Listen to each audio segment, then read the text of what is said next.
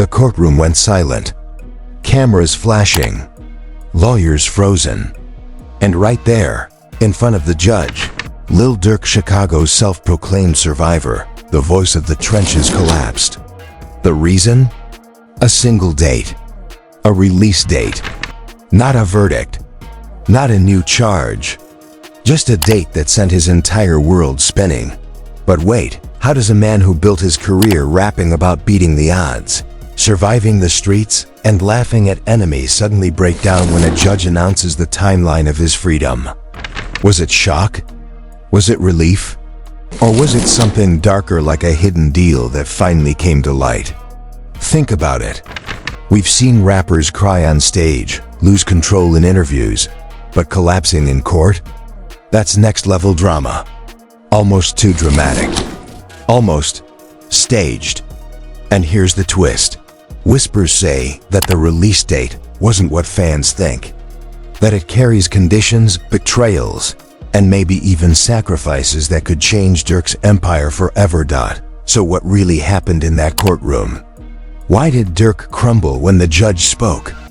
And most importantly, what does this release date actually mean for the future of his career, his freedom, and the rap game itself? Buckle up. This story is bigger than a date on a calendar. Lil Durk has been called many things over the years: Chicago's voice, the survivor of street wars, the king who turned pain into platinum. But the man we saw in court that day didn't look like a king. He looked broken. When the judge announced his release date, Durk collapsed, his knees buckling under the weight of words that were supposed to symbolize freedom. The courtroom gasped. The cameras captured every second.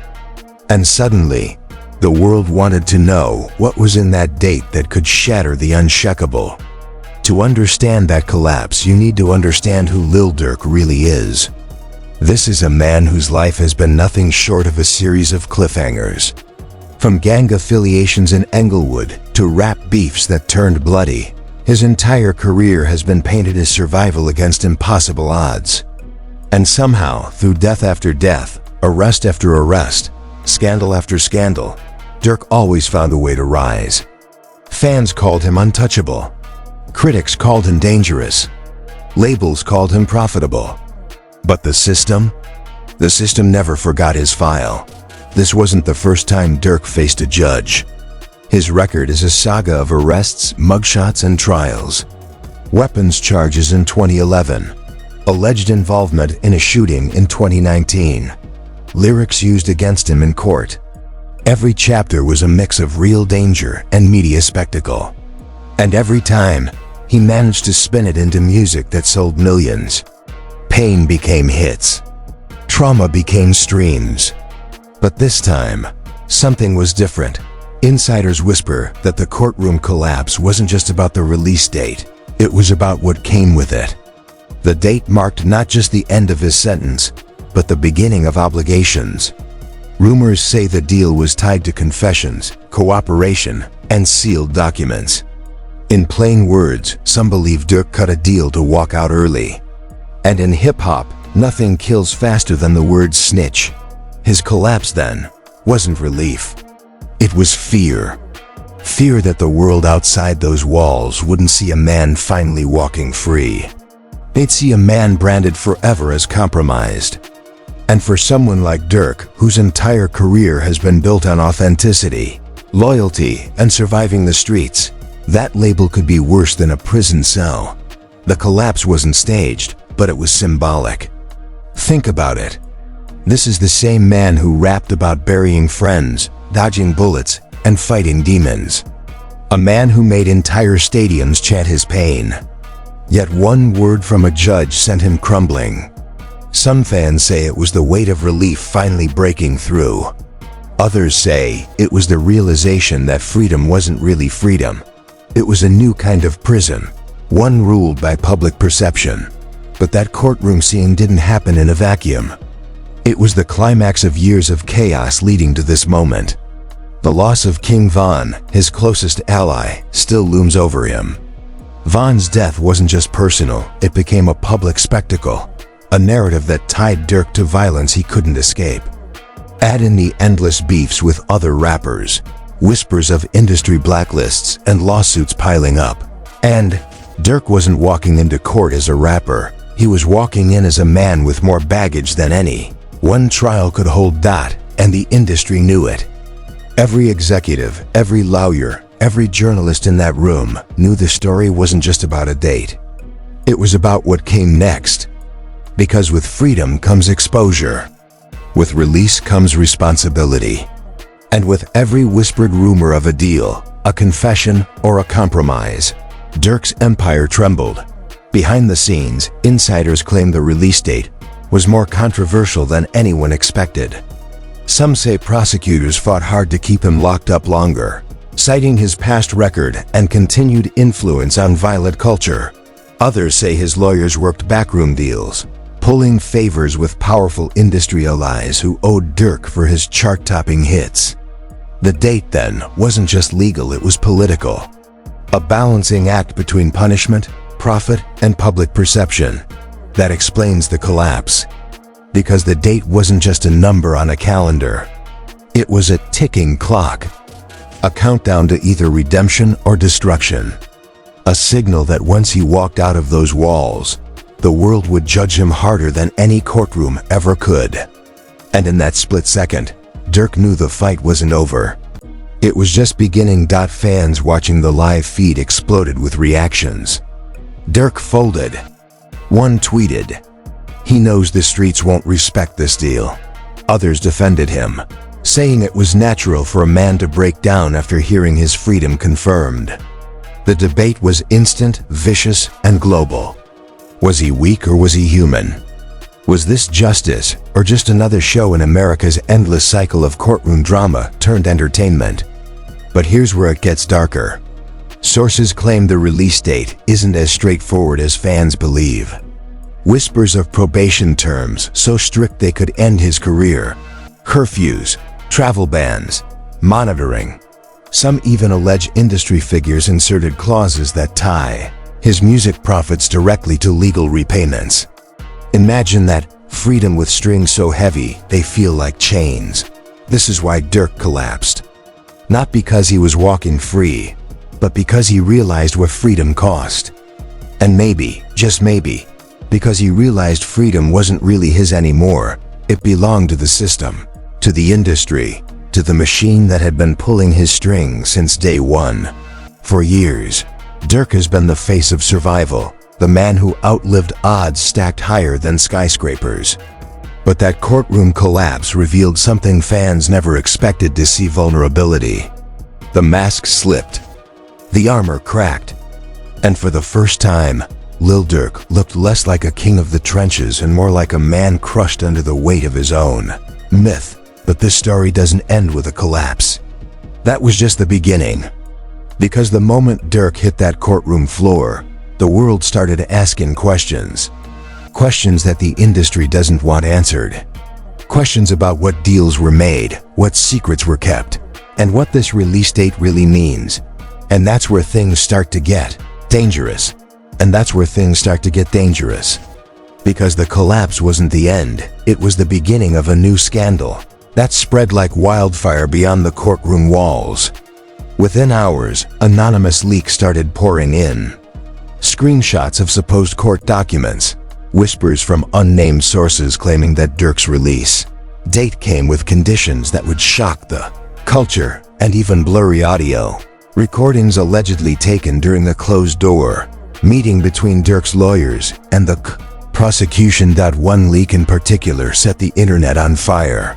A grainy PDF titled Conditional Release Agreement.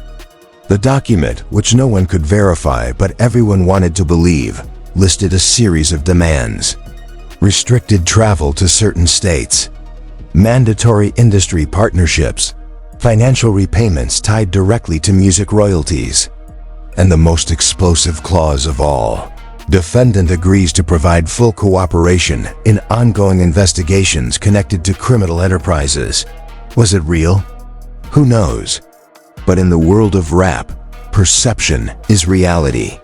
And the perception was that Durk didn't just earn his release, he sold it. Fans erupted. Twitter turned into a battlefield. Hashtags like hashtag DURKSNITCH and hashtag free DURK trended at the same time, painting a picture of a fanbase tearing itself apart. One viral tweet read, "If Durk gave up names, his career is over. Period."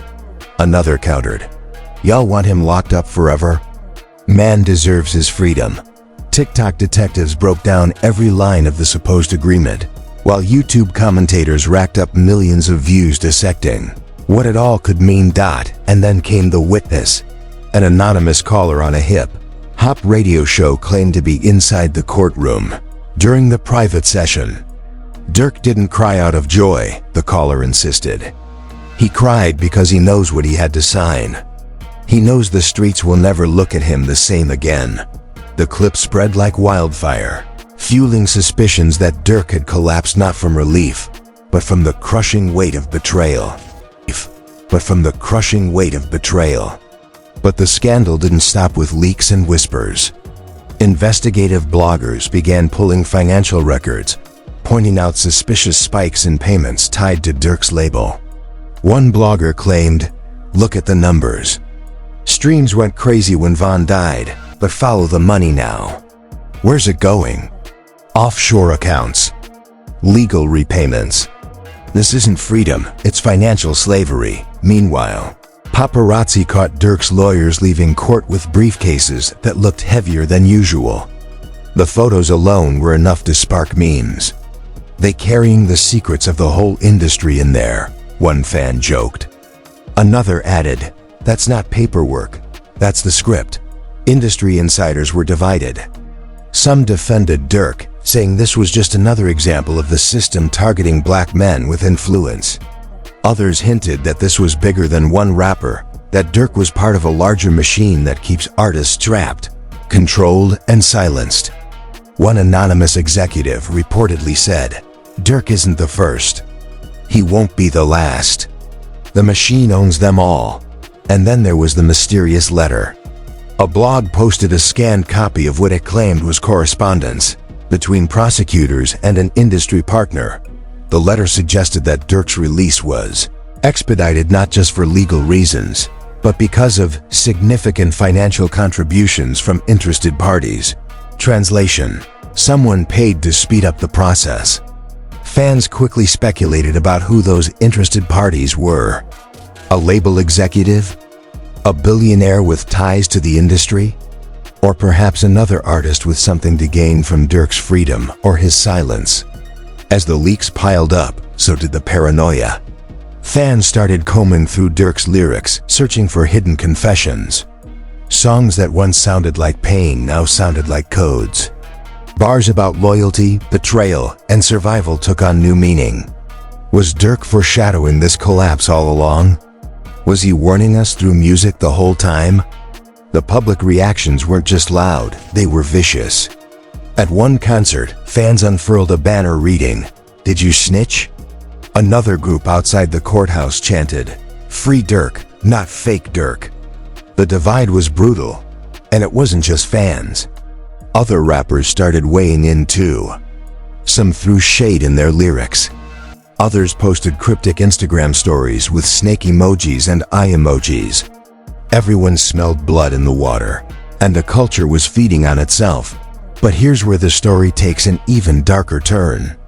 Alleged insiders started claiming that Durk's deal wasn't about snitching in the traditional sense. Instead, they said it was about protecting the industry itself. One supposed whistleblower wrote, "The release date wasn't about Durk's freedom, it was about keeping the machine intact." They needed him out, but they needed him controlled. That's why the terms are so heavy. He's not free. He's owned. The more the story spread, the more the lines blurred. Was Durk a victim or a villain? Was he collapsing because he betrayed the code, or because he realized he was trapped in a system bigger than himself? Every theory added fuel to the fire, and every rumor made the scandal bigger. Meanwhile, government whispers grew louder. Some claimed federal agencies were watching closely, ready to use Durk's case as an example of cooperation deals tied to organized crime. Others suggested his release date was part of a larger sting operation, that Durk himself might unknowingly be bait in a bigger investigation. Imagine that Durk walking free, but walking into a trap set by people far more powerful than the streets he once feared. And the memes? Oh, the memes exploded. Photoshop edits of Durk fainting in court next to cartoon characters, fake posters of Durk the informant, TikToks of fans pretending to collapse every time someone said release date. It was chaos, tragic, hilarious, and terrifying all at once. But behind the laughter was a chilling truth. Whether the leaks were real or fake, whether the documents were authentic or not, the damage was done. Durk's image, carefully built over years of survival and authenticity, was now cracked. Every move he made moving forward would be seen through the lens of that courtroom collapse. And that's where the real consequences start to emerge. Because when an artist's image breaks, the industry scrambles. Labels panic.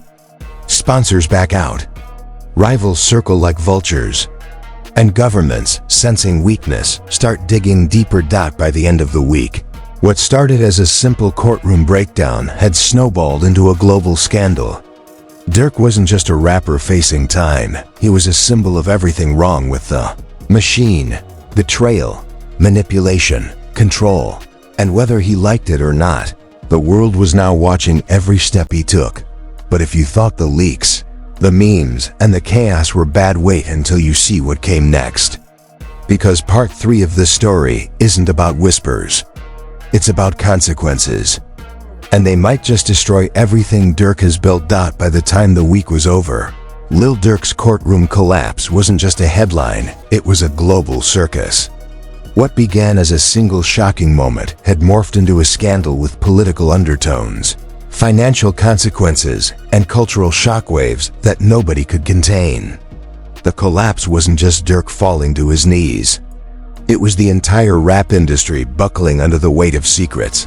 The first wave of fallout hit Durk's label. Sponsors began pulling deals quietly behind the scenes. A luxury clothing brand that had once plastered his face across billboards suddenly deleted every post about him. One sneaker collab rumored to launch in summer went radio silent. Executives didn't need to say it out loud. The association was toxic. In boardrooms, the phrase "brand risk" was whispered like a curse. Then came the financial hits. Lawsuits began flooding in from every direction.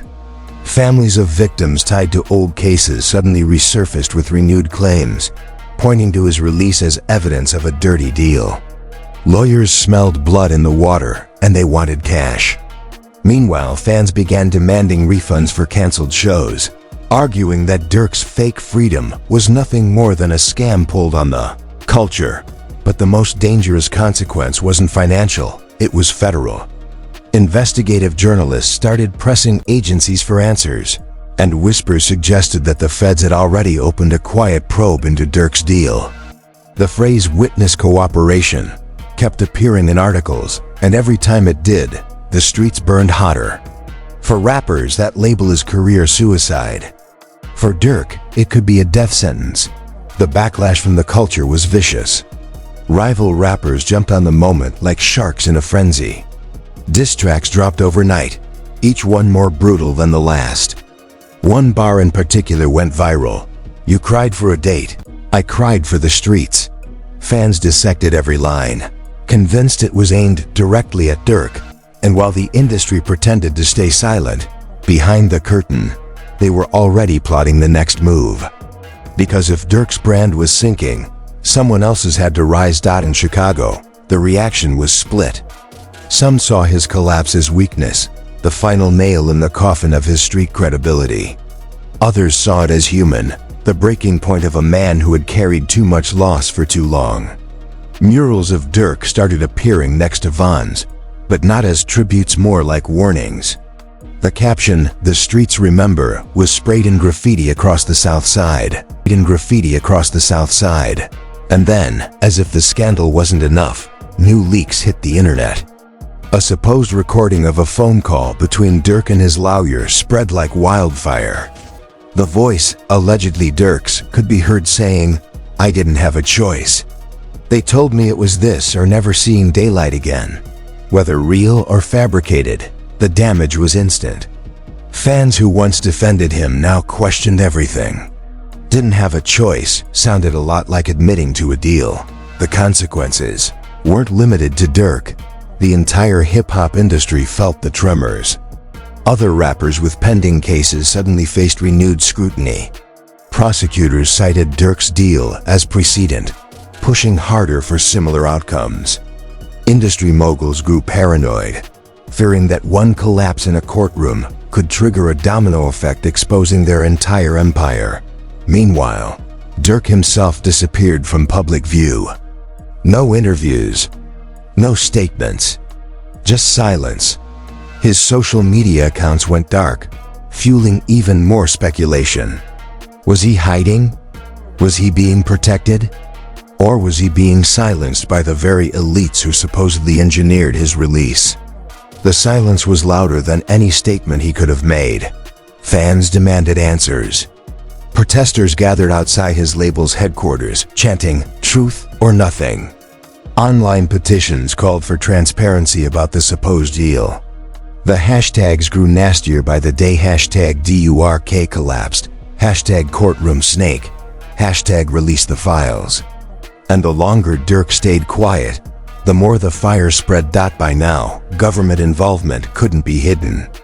A leaked email suggested that multiple agencies were coordinating on what they called the Durk inquiry. Rumors swirled that his collapse might have triggered something bigger, a full-scale investigation into corruption between labels, courts, and federal offices. If true, the scandal wasn't just about one rapper. It was about a system exposed. But here's the cruel irony. For all the noise, the memes, the lawsuits, the federal probes, nobody had the real answer. Was Durk's collapse a sign of guilt? Or was it simply the breaking point of a man who had lost too much? Was the release date deal a betrayal? Or just a desperate grasp at survival? Nobody knew. And maybe that's why the story refused to die. Because in the end, scandals like this aren't about truth. They're about spectacle. Fans didn't want answers, they wanted drama. They wanted to believe their favorite rapper either folded or fought. They wanted heroes or villains, not humans. And in that sense, Durk's collapse was perfect. It gave the world exactly what it craved. A symbol of weakness, a meme, a conspiracy, and a cliffhanger all rolled into one. And yet, behind closed doors, the story wasn't funny. It was terrifying. Insiders whispered that Durk was under constant watch, monitored 24/7 as part of his conditions. One even claimed he had been warned not to rap about certain topics anymore. They own his pen now, the source said. Every lyric goes through filters. He's not free. He's leased. The consequences stretched into the culture at large. Younger rappers began posting cryptic warnings online, hinting that they too were under pressure. Some even canceled shows, claiming security concerns. Fans started connecting the dots, suggesting that Durk's collapse was just the first crack in a much bigger dam. And if that dam broke, the flood could wash the entire industry away. But the biggest question still hung in the air.